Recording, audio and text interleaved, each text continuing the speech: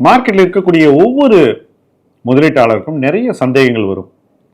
Personal ஃபைனான்ஸை பற்றி, mutual ஃபண்ட்ஸை பற்றி, dead இன்வெஸ்டிங்கை பற்றி, கோல்டை பற்றி, சில்வரை பற்றி, பிஎம்எஸை பற்றி, இண்டெக்ஸை பற்றி, போர்ட்ஃபோலியோ எப்படி உருவாக்குவது அப்படிங்கிறத பற்றி, நாம் எப்படி ஒரு பெட்டர் இன்வெஸ்டர் ஆகிறதுன்ற பற்றி இப்படி பல கேள்விகள் உங்களுக்கு வரும். இந்த கேள்விகளுக்கு ஈஸியாக விடை கிடைப்பது இல்லை என்று பலர் நம்மிடம் சொல்கிறார்கள். உங்களுக்காகவே ஆஸ்க் M2W எனிதிங் அப்படின்னு ஒரு ஹெல்ப்லைன் ஆரம்பிச்சிருக்கோம். இந்த ஃபார்மை நீங்கள் ஃபில் பண்ணீங்கன்னா ஆட்டோமேட்டிக்காக உங்கள் கேள்விகளை நீங்கள் அந்த ஹெல்ப்லைன் மூலமாக எங்ககிட்ட நேரடியாக கேட்கலாம். நாங்கள் உங்களுக்கு பதில்களை கொடுப்போம். இந்த ஹெல்ப்லைன் ஆரம்பித்து கிட்டத்தட்ட 2 வாரம் ஆகுது. சில நண்பர்கள் இதை யூஸ் பண்ணுறாங்க. இன்னும் நிறைய பேர் இதை யூஸ் பண்ணிக்கலாம்.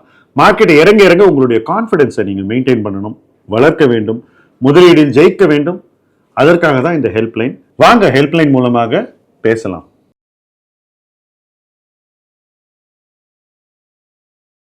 ஃப்ரெண்ட்ஸ், இன்று முதலீட்டு களத்தில் நாம் பேச போகிற தலைப்பு இன்வெஸ்ட்மெண்ட் சைக்கிள்ஸ். சந்தை அப்படின்னு சொன்னாலே அதில் ஏற்ற இறக்கங்கள் இருக்கும்னு எல்லோருக்குமே தெரியும். இந்த ஏற்ற இறக்கங்கள் ஒரு காலகட்டத்தில் ஒரு பாட்டமுக்கு போகும். யாருமே எண்ணாத ஒரு பாதாள லெவலுக்கு போயிட்டு அங்கிருந்து நம்ம சற்றும் எதிர்பாராத விதமாக மாறி வளர்ந்து ஒரு உச்சத்தை தொடும். அந்த உச்சமும் நாம் எதிர்பார்க்காத விஷயம். தொடர்ந்து மறுபடியும் ஒரு பாட்டத்துக்கு போகும். ஸோ சந்தைன்னு சொன்னாலே அதில் டாப் அண்ட் பாட்டம் தொடர்ந்து வந்துகிட்டே இருக்கும். ஆனால் இதற்கு இரண்டுக்கும் இடையிலான ஒரு இடைவெளி இருக்கு இல்லையா, அந்த காலகட்டம் அவ்வளவு குறுகியதல்ல, பல ஆண்டுகளாகும். இந்த காலகட்டத்தில் பல ஆண்டுகளுக்கு சந்தை ஒரே இடத்துல இருக்கலாம், அதிக மூவ்மெண்ட் இல்லாமல் இருக்கும். அல்லது ஒரு ஆண்டு ஏறும், அடுத்த ஆண்டு இறங்கும். ஸோ 2-3 ஆண்டுகளை ஒரு காம்பேக்டாக பார்த்தீங்கன்னா ஒன்றுமே நடந்திருக்காது. ஆனாலும் காலம் கடந்த பிறகு திடீர்னு அந்த சந்தையினுடைய வளர்ச்சி கிட்டுக்கிட்டுன்னு இருக்கும். அந்த நேரத்தில் நம்மளால் போய் அதில் உடனடியாக பார்ட்டிசிபேட் பண்ண முடியாது.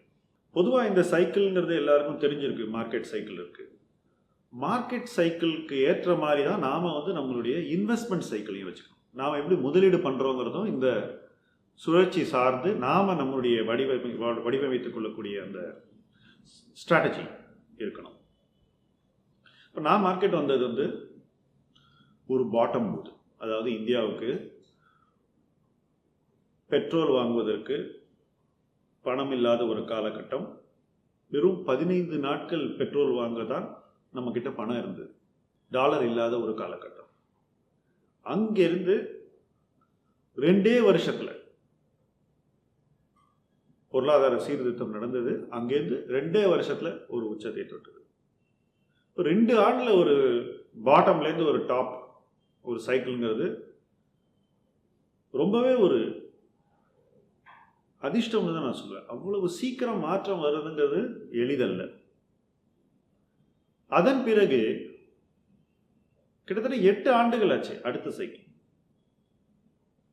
ஸோ முதல் சைக்கிளில் என்னுடைய முதலீடு ஆரம்பித்த காலகட்டம் சரியான தருணம். ஸோ அங்கேருந்து 2 ஆண்டில் ஒரு முதலீட்டு சுழற்சி முடிந்து அதிலிருந்து பலனடைய முடிந்தது. ஆனால் அந்த இடத்துல ஆரம்பித்தவங்களை எண்ணி பாருங்க. 1992 அந்த ஹர்ஷத் மேத்தா ஸ்கேம் வர்றதுக்கு முன்னாடி ஆரம்பிச்சவங்களுடைய நிலைமையை யோசிச்சு பாருங்க. அவங்க செஞ்ச முதலீடை மறுபடியும் அவங்களால ரிகவர் கூட பண்ண முடியல, அல்லது ரொம்ப ரொம்ப வருஷம் கழிச்சு வெகு சிலர் ரிகவர் பண்ணாங்க. அதே சமயம் அதுக்கப்புறம் ஒரு 4-5 வருஷம் கழிச்சு மறுபடியும் சந்தைக்கு வந்தவர்கள் இருக்காங்க. அவங்க அடுத்த 4 வருஷத்துல வெற்றி அடைந்தார்கள். ஸோ உங்களுடைய முதலீடு எந்த இடத்துல ஆரம்பிக்கிறீங்க அப்படிங்கிறது ரொம்ப ரொம்ப முக்கியம். ஒரு மார்க்கெட் டாப், சந்தை உச்சத்தில் இருக்கும்போது நீங்கள் முதலீடு ஆரம்பிச்சிங்கனாக்கா உங்களுடைய இன்வெஸ்ட்மெண்ட் சைக்கிள் தவறாகத்தான் அமையும். நீங்கள் அந்த மார்க்கெட்டுடைய சைக்கிளை புரிஞ்சுக்கிட்டு அதற்கு ஏற்றாற் போல உங்கள் முதலீடை வந்து நீங்கள் அமைத்துக் கொள்ள வேண்டும். ஆனால் பாருங்க, மார்க்கெட் மேலே இருக்கும்போது தான் எல்லோரும் வந்து ஈக்விட்டிக்கு வாங்க, பங்குச்சந்தையில் வந்து முதலீடு செய்யுங்கன்னு நம்மளை அழைப்பாங்க. டிவியில் கூட ஹெட்லைன் அதில் வரும், சந்தை இன்று புதிய உச்சத்தை தொட்டது, என்றும் காணாத அளவு நிஃப்டி இந்த அளவை எட்டியது அப்படின்னு டிவி ஹெட்லைன் கூட நம்மளை பார்த்து ஒரு அழைப்பிதழ் கொடுக்கும். அந்த அழைப்பு தான் நம்மளுடைய யமனாக மாறி விடுகிறது. மாறாக அதே ஹெட்லைன் இன்றைக்கு சந்தை பெரிதும் சரிந்தது, ஒட்டுமொத்த சந்தையில் 80% பங்குகள் வீழ்ச்சி கண்டன, கிட்டத்தட்ட 40% பங்குகள் ஆல் டைம் லோவை தொட்டன, அதாவது மிக குறைந்தபட்ச விலையை தொட்டன. இது போன்ற நியூஸ் வர சமயம் வந்து ஆரம்பிக்கிறதுக்கு மிக சரியான தருணம். ஆனால் அந்த தருணத்திலேயே நீங்கள் என்ன செய்யணும்னு சில முக்கியமான குறிப்புகள் இருக்கு. மார்க்கெட் பாட்டம்ல ஆரம்பிச்சாலும் நீங்க வாங்கக்கூடிய ஸ்டாக்ஸ், அந்த பங்குகள் தேர்வு எப்படி இருக்கணும்னா, இருக்கிறதுலே மிக சிறந்த நிறுவனங்களை வாங்கணும். மார்க்கெட் பாட்டம்ல இருக்கு அப்படின்னு லாஜிக்ல ஒழுங்காக நிர்வாகம் இல்லாத ஒரு குப்பையான கம்பெனிஸ் எல்லாம் வாங்கக்கூடாது. ஸோ நீங்கள் வந்து சூஸ் பண்ணுற கம்பெனிஸ் வந்து மணியான நிறுவனங்களாக இருக்கணும். அவங்களோட மேனேஜ்மெண்ட்டை நீங்கள் நம்புகிற மாதிரி இருக்கும். அந்த மாதிரி கம்பெனிஸை வாங்கினீங்கன்னா நிச்சயமாக உங்களுக்கு வந்து அந்த அடுத்த மார்க்கெட் சைக்கிளில் உங்களுக்கு கிடைக்க வேண்டிய அனைத்து பயன்களும் கிடைத்துவிடும். நான் ஒரு சின்ன உதாரணம் சொல்கிறேன். 2009 ஹிந்துஸ்தான் லீவர் மாதிரி நிறுவனம் வந்து வெறும் 100 to 150 ரூபா மதிப்பில் இருந்தது. 2008 நம்ம வந்து எல்லோரும் இன்ஃப்ராஸ்டாக்ஸ் பின்னாடியே போனோம். ஆனால் அதே தருணத்தில் இந்துஸ்தான் லீவரை வாங்கிறதுக்கு யாருமே தயாராக இல்லை. எல்லாருமே வந்து அதை கவனிக்காத ஒரு இடத்துல இருந்தது. அந்த இடத்துலேருந்து இன்னைக்கு கிட்டத்தட்ட 13-14 மடங்கு அதிகரித்து வெறும் 10 ஆண்டுகள். ஸோ அந்த மார்க்கெட் சைக்கிள் கீழே இருக்கும்போது கூட நாம் எதை தேர்வு செய்கிறோம் அப்படிங்கிறது ரொம்ப முக்கியம். 2009ங்கிறது ஒரு பாட்டம், மார்ச் 2009 ஒரு பாட்டம் இருக்குது.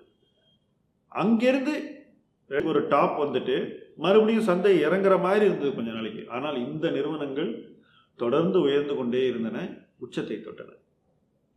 ஸோ அந்த மார்க்கெட் பாட்டம்லையும் நாம் வந்து தேர்வு செய்யக்கூடிய நிறுவனங்கள் மணியான பெயர்களாகவும் மதிக்கப்பட்ட நிர்வாகங்களாகவும் நல்ல தொழில்களில் இருக்கக்கூடிய நிறுவனங்களாகவும் இருக்க வேண்டும். ஆனால் நம்ம என்ன பண்ணுறோன்னா, அந்த மார்க்கெட் சைக்கிளோட பாட்டமில் நிறைய விழுந்திருக்கு அப்படின்னு அந்த உச்சத்தில் இருந்த அதே பெயர்களை நாம் மறுபடியும் போய் வாங்குறோம். அவை விழுவதற்கு உரிய காரணங்கள் இருந்தன அப்படிங்கிறத நாம் இக்னோர் பண்ணிடுறோம். விழ விழ தொடர்ந்து அதே நிறுவனத்தை போய் நம்ம வாங்குறோம். ஆவரேஜ் வேற பண்ணுறோம் கீழே போகும்போது. இதெல்லாம் என்ன விளைவுகளை ஏற்படுத்துதுன்னா, நம்ம நம்பிக்கை சைக்கிள் இம்ப்ரூவ் ஆகும்போது குறைய ஆரம்பிக்குது. ஏன்னா நாம் எடுத்த முடிவு ஒர்க்கால, ஆனால் மார்க்கெட் கூடிக்கிட்டே இருக்கு. ஆகவே ரொம்ப முக்கியமாக இந்த மார்க்கெட் சைக்கிளுக்கு ஏற்ற மாதிரி நாம் தேர்வுகளை செஞ்சு நம்மளுடைய இன்வெஸ்ட்மெண்ட் சைக்கிளை சரியாக அமைச்சிக்கணும். அப்போ தான் மார்க்கெட் சைக்கிள் மறுபடியும் ஒரு நல்ல இடத்துக்கு வரும்போது நம்முடைய முதலீடுகள் அதைவிட சிறப்பாக அமையும். அதை அமைத்து கொள்ள வேண்டிய பொறுப்பு நமக்கு தான் இருக்கு, மார்க்கெட் அமைத்து கொடுக்காது. ஆகவே மார்க்கெட் ஒரு பாட்டம்ல இருக்கும்போது கூட நம்ம எப்படி நம்மளை வந்து மேனேஜ் பண்ணிக்கிறோம் அப்படிங்கிறது ரொம்ப ரொம்ப முக்கியம். நம்மளை மேனேஜ் பண்ணிக்கிறது தான் ரொம்ப முக்கியம். நாம மார்க்கெட்டை மேனேஜ் பண்ணல, நம்மளை சரியா மேனேஜ் பண்ணி நாம வாங்கக்கூடிய தேர்வுகளை வந்து நல்ல விதத்தில் அமைத்து கொண்டால், அதுவும் சிறப்பான கம்பெனிஸை நாம் செலக்ட் பண்ணி வாங்கிட்டா, மார்க்கெட் ஒரு நிலையை அடையும் போது கொஞ்சம் ஸ்டெபிலைஸ் ஆகி எல்லோருடைய நம்பிக்கையும் கூடி இன்னும் நிறைய பேர் மார்க்கெட்டை என்டர் பண்ணும்போது நாம் உறுதியான வெற்றியை காண முடியும். இப்படி அந்த market top small and mid cap mania இருந்தது. அந்த நிறுவனங்கள்லாம் எல்லாருமே வாங்கி கொண்டிருந்தார்கள். இன்னும் அதிக வளர்ச்சி காணும் என்ற நம்பிக்கையில் மிக அதிக மதிப்பீட்டில் அங்கே தான் எல்லோருடைய கவனமும் இருந்தது. கடந்த 2 ஆண்டுகளில் அந்த நிறுவனங்கள் பல பாதியாகிவிட்டன. சிலது 3இல் 1 பங்கு கூட இன்னைக்கு இருக்கக்கூடிய மதிப்பு இருக்குது, அவ்வளோதான் இருக்குது. ஆகவே இன்றைக்கும் பார்த்தீங்கன்னா பலர் அந்த நிறுவனங்களை தேடித்தான் போகிறாங்க. ஆனால் இன்றைக்கு வாங்க வேண்டிய செக்டர்ஸ்னு பார்த்தீங்கன்னா நாளை மீண்டும் எக்கனாமிக் growth திரும்பும்போது எங்கே பலன் வரும் அப்படின்றத கணித்து அந்த செக்டர்ஸில் தான் அந்த வளர்ச்சி வரும். அதுவும் பெரிய நிறுவனங்களில் தான் அந்த வளர்ச்சி வரும். அரசு விற்கக்கூடிய பல நிறுவனங்களில் அந்த வளர்ச்சி வரலாம். இன்றைக்கு பல சீர்திருத்தங்களை காணும் பொதுத்துறை வங்கிகள் சிலவற்றில் அந்த வளர்ச்சி வரலாம். அரசின் ஓனர்ஷிப்லேருந்து தனியாருக்கு மாறும் நிறுவனங்கள், அந்த தனியாரில் யார் அந்த ஓனர்ஷிப்பை எடுத்துக்கிறாங்களோ அவங்க அடுத்து செய்யக்கூடிய நடவடிக்கைகள் சார்ந்து மதிப்பு கூடலாம். ஸோ இந்த ஆஸ்பெக்ட்ஸை நீங்கள் கணக்கில் கொண்டு வருங்காலத்தை நோக்கி நீங்கள் இன்வெஸ்ட் பண்ணணும். ஸோ அந்த சைக்கிள்ஸை எப்போவுமே சரியாக புரிந்து கொண்டு மார்க்கெட் சைக்கிளுக்கு ஏற்ற மாதிரி உங்களுடைய தனிப்பட்ட இன்வெஸ்ட்மெண்ட் சைக்கிளையும் நீங்கள் வழிவகுத்து உங்களுடைய சாய்ஸஸை சரியாக எடுத்து எதிர்காலம் சார்ந்து உங்களுடைய இன்வெஸ்ட்மெண்ட்டை செஞ்சீங்கன்னா வெற்றி நிச்சயம். தொடர்ந்து முதலீட்டு களத்தை பாருங்கள். உங்களோடு உரையாடுவேன்.